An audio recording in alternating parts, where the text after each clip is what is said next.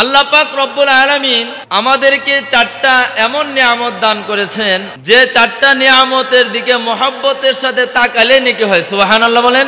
মহব্বতের সাথে কি করলে তাকালেই নেকি হয়। এর ভিতরে একটা নিয়ামতকে দেখতে টাকা লাগে আর বাকি দিনটা দেখতে টাকা লাগে না, বুঝতেছেন? একটা দেখতে টাকা লাগে, বাকি তিনটা দেখতে টাকা লাগে না। একটা দেখতে টাকা লাগে, এটা হলো বাইতুল্লাহ। চিল্লা আল্লাহু আকবার বলেন। কয়টা বিষয়? চারটা নিয়ামত। কয়টা নিয়ামত? চারটা নিয়ামত আল্লাহ আমাদের দান করেছেন। এর ভিতরে একটা নিয়ামত দেখতে টাকা লাগে, এটা সবাই দেখতে পারে না। যদি নসিবে থাকে তাহলে রিকশাওয়ালা যাইতে পারে, আর নসিবে থাকলে জালমুড়িওয়ালা যাইতে পারে। যায় নাই? গেছে তো, অনেকে গেছে। ভাইরা আমার লক্ষ্য করে শুনুন, আল্লাহ পাক রব্বুল আলামিন আমাদেরকে চারটা নিয়ামত দান করেছেন। এই চারটা নিয়ামতের দিকে যদি আমি আর আপনি মহব্বতের সাথে তাকাই, আল্লাহ পাক রব্বুল আলামিন আমার আর আপনার আমলনামায় নেকি লেখেন। সুবহানাল্লাহ। এক নম্বর হলো বাইতুল্লাহ, আল্লাহ তাআলার ঘর। আল্লাহ তাআলার ঘরকে যদি কেউ তাকায় দেখে, আল্লাহ তাআলা তার আমলনামায় নেকি দান করেন। সুবহানাল্লাহ। দ্বিতীয় নাম্বার হলো কালামুল্লাহ, আল্লাহ তাআলার কালাম, কোরআনে কালাম। কোরআনের দিকে যদি কেউ মহব্বতের সাথে তাকায়, পড়তে পারে না কিন্তু মহব্বত নিয়ে কোরআনের দিকে তাকায় থাকে, আর দিলে দিলে আফসোস করে, আল্লাহ আমি কোরআন পড়তে পারি না কিন্তু তোমার কালামকে আমি মহব্বত করি। আল্লাহ আল্লাহ আমি যদি কোরআন পড়তে পারতাম, আমিও কোরআনের পাখিদের মতো, কোরআনে হাফেজদের মতো দিন রাত 24 ঘন্টা কোরআনে কালাম সময় পেলে পড়তাম। আয় আল্লাহ আমি মূর্খ সূর্খ মানুষ, কোরআন পড়তে পারি না কিন্তু কোরআনকে খুব ভালোবাসি, মহব্বত করি। এই যে একটা আবেগ নিয়ে যদি কেউ তাকায়, আল্লাহ পাক রব্বুল আলামিন বলেন ওই বান্দার আমলনামায় আমি আল্লাহ নেকি লিখে দেই। সুবহানাল্লাহ। কোরআনে কালাম, আল্লাহ পাকের কালামটা কত দামি, এই কালামকে যারা পড়ে তারাও কত দামি। ভাইরা আমার, কোরআনে কালামের দিকে যদি কেউ মহব্বত করে, আল্লাহ পাক রব্বুল আলামিন বলেন ওই বান্দাকে কবরের জিন্দেগিতেও কোরআন তার সাথী হয়ে যাবে। সুবহানাল্লাহ। قال رسول الله صلى الله عليه وسلم إذا وضع الميت في قبره جاء القرآن عند رأسه। আল্লাহর বহু বান্দা আছে যারা কোরআন পড়তে পারে না কিন্তু মহব্বত করে। আল্লাহর হাবিব ফরমান, যারা কোরআনওয়ালাকে মহব্বত করবে, কোরআনকে যারা মহব্বত করবে, মরণের পর যখন তাদেরকে কবরস্থ করে চলে আসবে, মুনকার নেকির আসার আগে কোরআন তার মাথার কাছে গিয়ে হাজির হয়ে যাবে। সুবহানাল্লাহ। কোরআনকে মহব্বত করা লাগবে কি লাগবে না বলেন? কোরআনওয়ালাদেরকে মহব্বত করা লাগবে কি লাগবে না? কোরআনকে মহব্বত করে অনেকে নাজাত পেয়েছে, আবার কোরআনের দিকে তার দৃষ্টিভঙ্গিটা দিলের ভিতরে একটু সন্দেহ হওয়ার কারণে রাজ সিংহাসন থেকে আল্লাহ তার কান ধরে টেনে নেমে জেলখানার ভিতরে তাকে ঢুকায় দিয়েছে। ভাইরা আমার লক্ষ্য করে শুনুন, কিতাবের ভিতরে লেখা হয় আল্লাহর গোলাম সে বাদশাহ কোরআন তিলাওয়াত করে, নামাজ কালাম পড়ে। ভাইরা আমার, আগের যুগের যারা বাদশাহ ছিল, রাষ্ট্রনায়ক যারা ছিল, তারা কোরআন পড়তে পারতো, নামাজ কালাম পড়তে পারতো, ঠিক কিনা বলেন?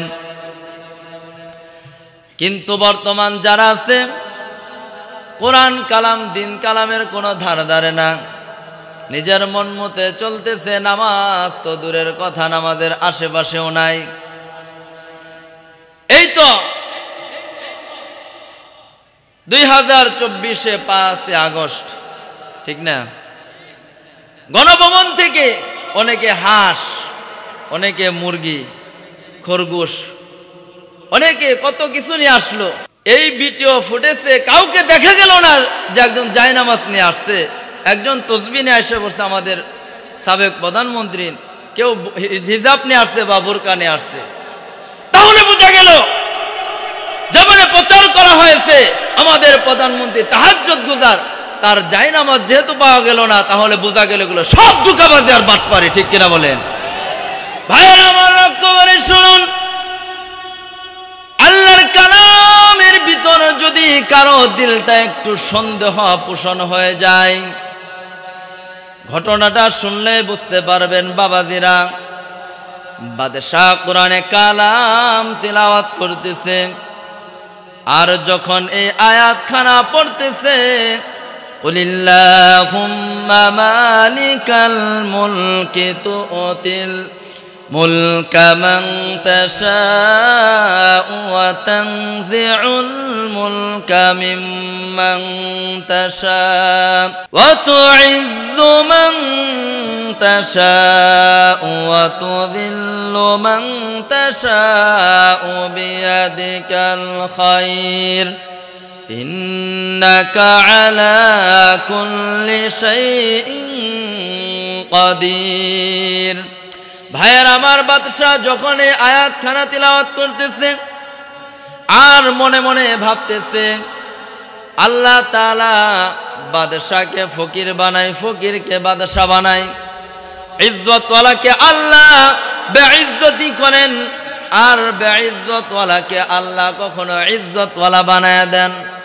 বাদশাহ এই আয়াতখানা পড়তেছে আর মনে মনে মুস্কি মুস্কি হাসতেছে আর চিন্তা করতেছে, আল্লাহ তাআলা, আমি রাজ সিংহাসনের মালিক, কিভাবে আমাকে আল্লাহ ফকির বানাবেন? কোরআনের কালামের ভিতরে তার একটু সন্দেহ লেগে গেছে দিলের ভিতরে। অথচ আমার আল্লাহ বলেন, আমি কোরআন দান করলাম, হাবিব আপনি জানায় দেন এই কোরআনের ভিতরে ভুল নাই তো নাই, সন্দেহ করার মতো অবকাশ পর্যন্ত নাই, ঠিক কিনা বলেন? ভাইরা আমার, এই বাদশাহ মনে মনে চিন্তা করতেছে কিভাবে আল্লাহ একজন রাজাকে ফকির বানায় দেয়। ভাইরা লক্ষ্য করে শুনুন, কয়েকদিন পর রাজা বলতেছে, হে মন্ত্রী মহোদয়, আমি শিকারে বের হব, ছদ্মবেশে বের হব, আমার রাজঘোড়াটা তোমরা সাজায় দাও, আমার সাথে কেউ যাবে না, শুধু আমি একলাই যাব, আমি একে একে শিকারে বের হয়ে যাব। রাজা কয়েকদিন পর শিকারে বের হয়ে গেলেন। সারাটা দিন শিকারের কাজে ব্যস্ত থেকে আসরের নামাজের আগ মুহূর্তে চিন্তা করলেন, নামাজ পড়া দরকার আমার। জঙ্গলের কোন একটা মসজিদ, মসজিদের পাশে রাজঘোড়াটা বেঁধে মসজিদ তালা দেওয়া বারান্দায় গিয়ে নামাজ শুরু করেছে। ওইদিকে আবার ওই রাষ্ট্রের রাজার রাজঘোড়া হারিয়ে গেছে। রাজা বলতেছে, আজকে সন্ধ্যার আগে যদি আমার ঘোড়া না পাই, তাহলে রাজমহলে তোমরা যারা আছো সকলকে আমি ফাঁসি দিয়ে দিব।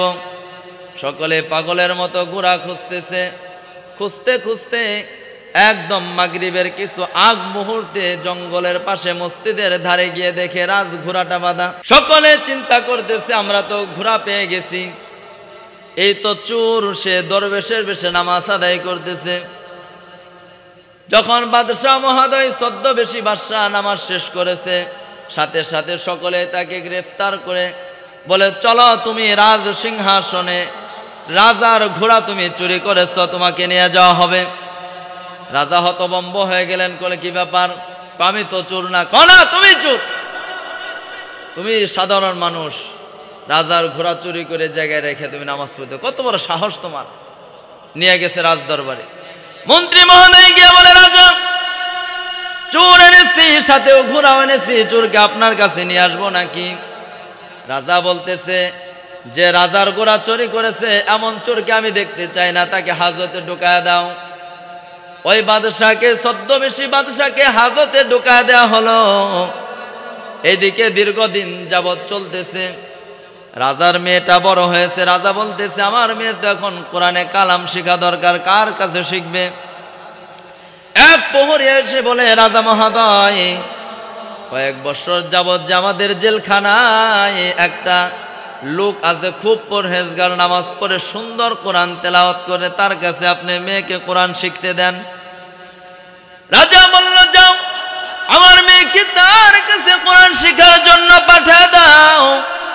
রাজার মেয়ে গিয়ে ওই রাজার কাছে গিয়ে কোরআন শিখে, কায়দা শেষ করে, আমপারা শেষ করে, যখন কোরআন চলমান চলতে চলতে যখন এই আয়াত খানার ভিতরে এসে পড়েছে, কুলিল্লাহুম্মা মালিকাল মুলকি তুতিল মুলকা মান তাশা, রাজার মেয়ে যখন কোরআনের এই আয়াত খানা পড়তেছে, আর ওই ছদ্মবেশী রাজাটা, কয়েদিটা ঝরঝর করে চোখের পানি ফেলে কাঁদতেছে। ছাত্রী বলতেছে, উস্তাদজি, এতদিন পর্যন্ত আপনার কাছে কালাম পড়তেছি, কোনোদিন তো কাঁদেন নাই, আজকে কেন চোখের পানি ছেড়ে দিয়ে আপনি ঝরঝর করে কাঁদেন? উস্তাদজি বলতে চাই না। রাজার মেয়ে ছোট মানুষ যখন পিরাপিরি করতেছে, তখন বলে, আমিও তো একজন রাজা ছিলাম। এই সব বৃত্তান্ত যখন একে বলে দিয়েছে, ছোট মেয়েটা গিয়ে তার আব্বাকে বলতেছে, আব্বা, এতদিন যাবৎ আমার উস্তাদের কাছে কোরআন পড়লাম, কোনদিন উস্তাদ কাঁদেও নাই, হাসেও নাই। আজকে আমি যখন এই আয়াতখানা পড়তেছিলাম, আমার উস্তাদ চোখের পানি ছেড়ে দিয়ে ঝারঝার করে কান্না শুরু করেছে। মন্ত্রী মহোদয়কে বাদশা বলল, যাও ওই কয়েদিকে ধরে নিয়ে আসো। রাজসভার ভিতরে রাজা এবং সমস্ত লোক উপস্থিত। এমন সময় যখন ওই রাজসভার ভিতরে কয়েদিকে ঢুকানো হয়েছে, রাজা রাজ সিংহাসন ছেড়ে দিয়ে দাঁড়িয়ে গিয়েছে। মন্ত্রী মহোদয় বলে, কি ব্যাপার রাজা সাহেব, আপনি কেন দাঁড়ালেন? কেনই বা দাঁড়াবো না, আমরা যে রাজ্যের রাজার কাছে কর দিয়ে আমরা চলি, সেই তো সেই রাজ্যের রাজা। সুবহানাল্লাহ। রাজা মহোদয় ওই কয়েদি রাজাকে সামনে নিয়ে এসে বলতেছে, কি ব্যাপার? রাজা ঝরঝর করে চোখের পানি ছেড়ে ছেড়ে কান্দে আর বলে, তুমিও তো একটা দেশের রাজা, তাহলে শোনো আমার ঘটনাটা কি। আমি আল্লাহর কালামের ভিতরে সন্দেহ পোষণ করেছিলাম, আমি একটা রাজ সিংহাসনের মালিক, কিভাবে আল্লাহ আমাকে নিচে নামাবেন? এই যে একটা আয়াতে খানার ভিতরে আমার সন্দেহ ছিল, আল্লাহ তাআলা আমাকে কানে ধরে এটা শিখিয়ে দিলেন যে আয়াত খানা সত্য, সন্দেহের কোনো অবকাশ নাই। ঠিক কিনা বলেন?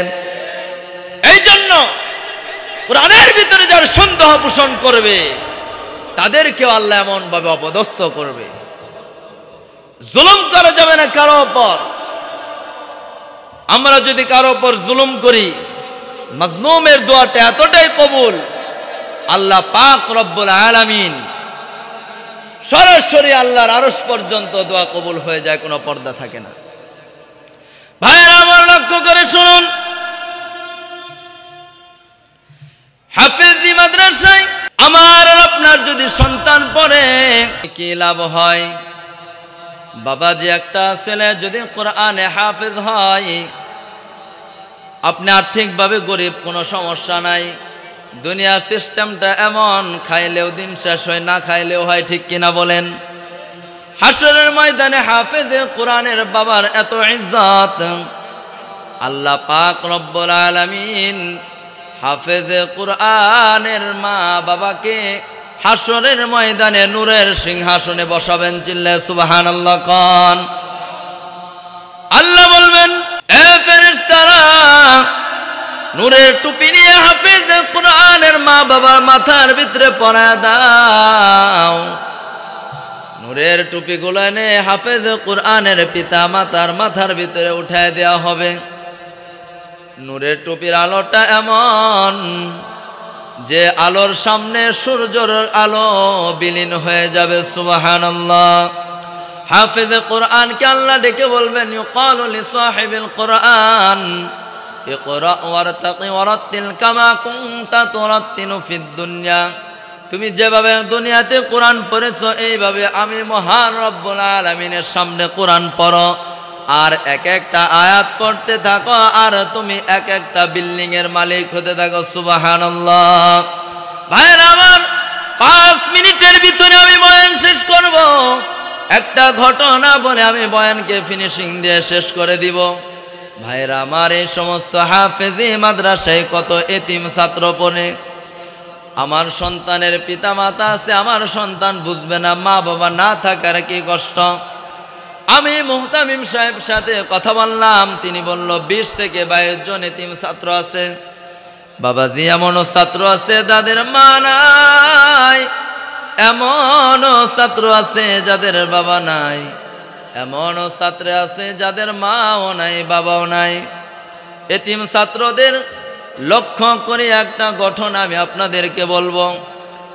আমাদের আকাবির হাজী ইমদাদুল্লাহ মুহাজির মক্কি রহমাতুল্লাহি আলাইহি তিনি তিনার কিতাবের ভিতরে ঘটনাটা উল্লেখ করেছেন। ভাইরা আমার, তিনি কিতাবের ভিতরে ঘটনা লিখেন, নবদাম্পত্য স্বামী স্ত্রী তারা বিবাহ বন্ধনে আবদ্ধ হয়েছে, সুখের সংসার চলতেছে। মাঝে মাঝে স্ত্রী বলে, স্বামী গো, আমাদের যদি আল্লাহ একটা নেক ছেলে সন্তান দেয় কোরআনে হাফেজ বানাবো। স্বামী মাঝে মাঝে বলে, স্ত্রী গো, আমাদের যদি আল্লাহ একটা নেক ছেলে সন্তান দেয় কোরআনে হাফেজ বানাবো। কয়েক বছর পেরোতে আল্লাহ সন্তান দিলেন। সন্তানটা যখন 7-8 বছর বয়স হয়ে গেল, মাদ্রাসায় পড়ার উপযুক্ত হয়ে গেল, মা বাবা দুজনে মিলে পরামর্শ করলো সন্তানকে মাদ্রাসায় ভর্তি করব। মা বলতেছে, সন্তানের মা স্বামীকে বলতেছে, স্বামী গো, আমার ছেলেকে পাঞ্জাবি পায়জামা বানায় দেন, টুপি কিনা দেন, পাগুড়ি কিনা দেন, একটা টাং কিনা দেন, যেন এখানে তার মজা অথবা তার কাপড় চোপড়গুলো যেন মাদ্রাসায় হেফাজত করতে পারে। ভাইরা আমার, আল্লাহ পাক রব্বুল আলামিনের কুদরত তো বোঝা যায় না। বাবা সন্তানকে বাজারে নিয়ে তাকে পাঞ্জাবি পায়জামা টুপি পাগুড়ি টাং সব মজা মাঝে যা দরকার সব কিনে নিয়ে বাড়িতে আসছে। রাত্রির বেলা স্বামী স্ত্রী কলিজার টুকরা সন্তানকে নিয়ে ঘুমাইছে। আল্লাহু আকবার, আল্লাহর কুদরত বোঝা যায় না ভাই। রাত্রির বেলা বিদ্যুতের আগুন ঘরের ভিতরে লেগে গেল। লেগে যাওয়ার পর ধাও ধাও করে ঘরের ভিতরে আগুন জ্বলে গিয়েছে। এলাকার মানুষ কোন রকম ভাবে সন্তানকে বের করেছে। তার মা বাবা আগুনে পড়ে ওই রাত্রে ইন্তেকাল হয়ে গেল। সন্তানটা এতিম হয়ে চোখের পানি ছেড়ে ঝারঝার করে কান্দে। কার কাছে যাবে? কে তাকে মাদ্রাসায় নিয়ে ভর্তি করবে? ভাইরা আমার, এর পর্দার অন্তরালের মারা,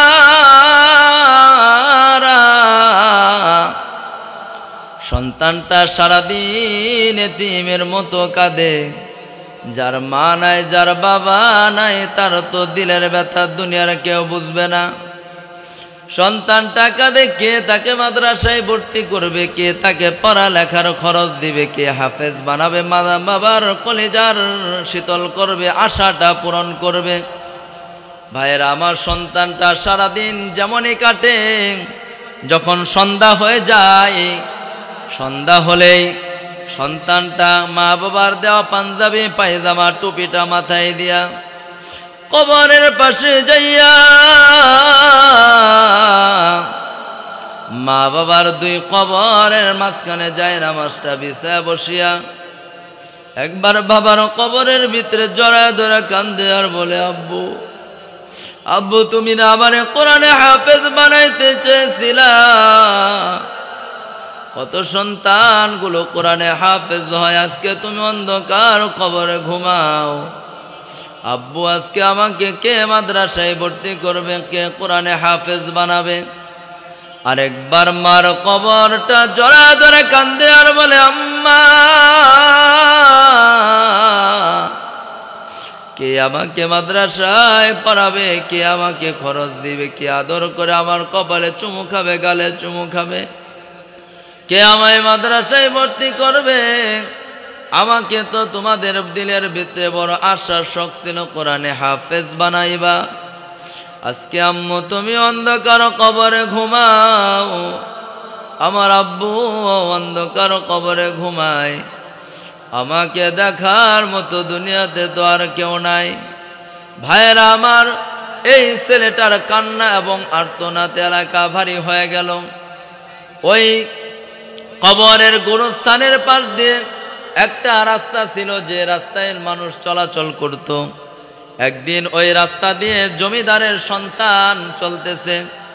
জমিদারের সন্তান প্রতিদিন ওই রাস্তা দিয়ে যায় মদ খাওয়ার জন্য, আবার মদ খায় ওই রাস্তায় আসে। জমিদারের টাকা পয়সা সম্পদের কোনো অভাব নাই। একদিন রাত্রির বেলা জমিদারের সন্তান মদ খেয়ে আসতেছে।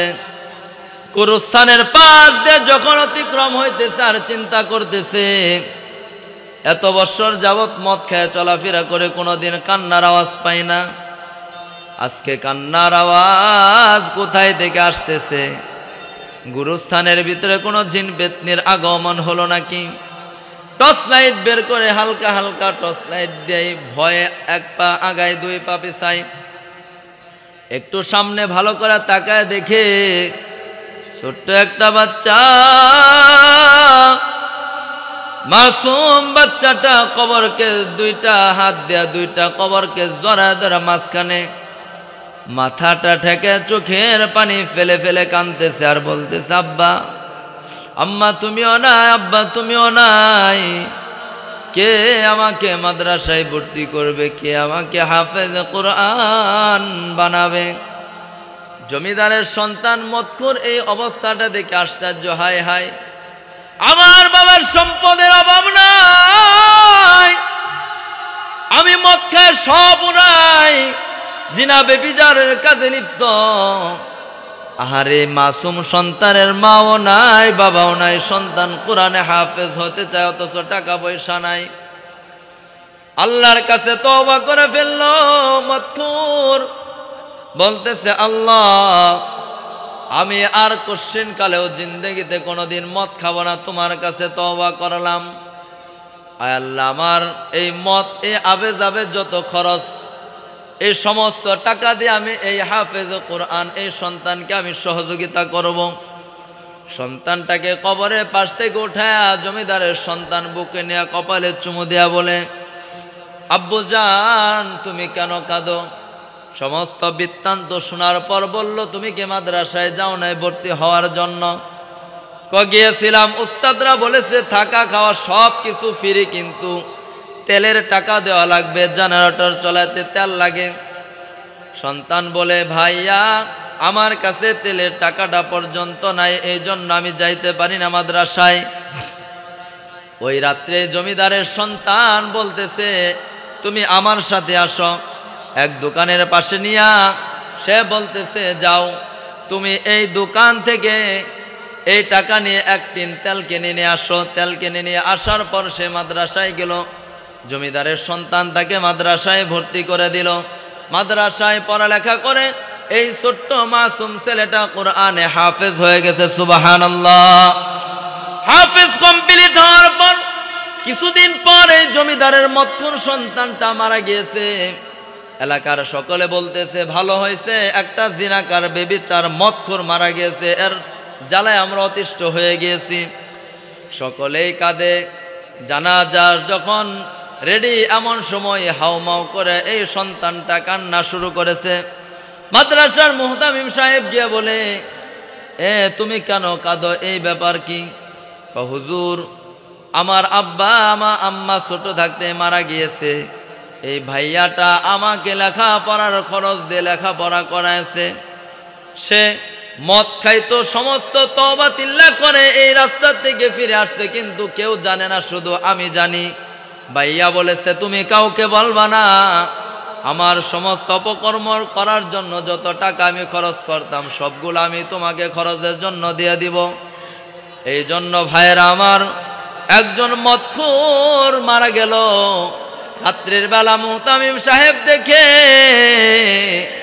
এই মতকুরটা ওই সন্তান তালবে ইলমকে সহযোগিতা করার কারণে আল্লাহ তাকে জান্নাতুল ফিরদাউস নসিব করেছে। বলেন সুবহানাল্লাহ।